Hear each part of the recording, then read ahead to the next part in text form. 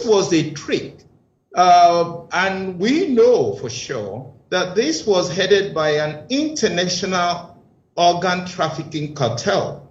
They funded the National Assembly, of some people estimate to the tune of 6.2 billion US dollars. They also bought all the Nigerian government, federal government hospitals at the cost of 3.2 billion US dollars. They even offered to buy all the Catholic hospitals for $2 billion, but the bishops refused that. So this is a well-organized cartel who are actually moving into Nigeria in order to actually buy up, or they have already paid an advance on all our organs. Anybody in the Federal Republic of Nigeria has no entitlement to their organs as it stands today with the law. And we know this for sure, that these are billionaires from the United States who funded this organ trafficking cartel to take the organs of Nigerians. Now, my colleague AGK had asked whether I was there when this cartel made a negotiation. The answer is yes, I was physically present in a deliberation. We were called as leaders of the private health sector to the headquarters of General Electric, the biggest company in the world, the leading medical company in the world. I was representing the Catholic Medical Practitioners of Nigeria and the Association of General and Private Medical Practitioners of Nigeria as the committee chairman of the National Health Act.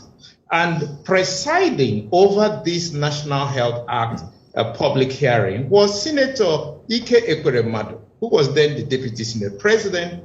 And let me comment there. Who did you say was presiding? Well, Senator Ike Ekweremadu, he was the presiding senator for the bill public hearing.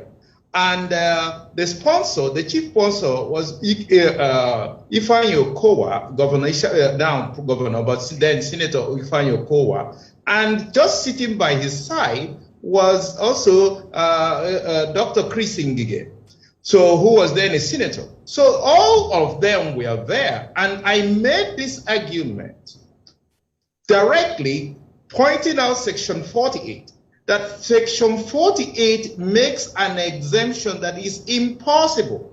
You don't exempt, there is no situation in medicine where you can overrule or say the consent is waived. Consent is never waived. It could be transferred to the next of kin, but it's never waived in any situation. That is part of the Helsinki Declaration. So it's an international treaty. So we cannot make an exemption here in Nigeria. Then I also pointed out the loophole in Section 51. You cannot have the medical practitioner or the medical director of a hospital be the one to authorize that an organ is taken from someone to be given to another person. So it is wrong. You can't give what you don't have. That's a legal principle. Then I pointed out in Section 53 that it is also, when you say reasonable cost for reimbursement of reasonable payments, what does that mean? Is 10 million naira reasonable payment for kidney? Some people will tell you that too. So you actually legalized the sale of organs in Section 53. Now, my colleague AGK had asked whether I was there when this cartel made a negotiation. The answer is yes, I was physically present in a deliberation. We were called as leaders of the private health sector to the headquarters of General Electric, the biggest company in the world, the leading medical company in the world. And we were told that Bill Gates offered them $2 billion US to build 260 hospitals in Nigeria. So they want us to name our price so that we can be paid off, so we will leave the entire medical system, so that we will not be practicing medicine, we will not be practicing pharmacy, we will not be practicing laboratory science. In Nigeria, no Nigerian will be in the medical profession. And we should just name our price so we will be compensated for. We couldn't believe ourselves. Why would anyone do a thing like that? This was done. I was present. It's not somebody told me. I was physically present before the executives of a General Electric with a number of other Nigerians in the health sector, in pharmacy, in laboratory sciences, and there were executives of GE from their headquarters in New York. This is the first time it's happening in the history of humanity. Nothing like this has ever happened. And I warned Ike Ekweremadu before the Senate, and Nigerians there will bear me witness, and many of them still remember.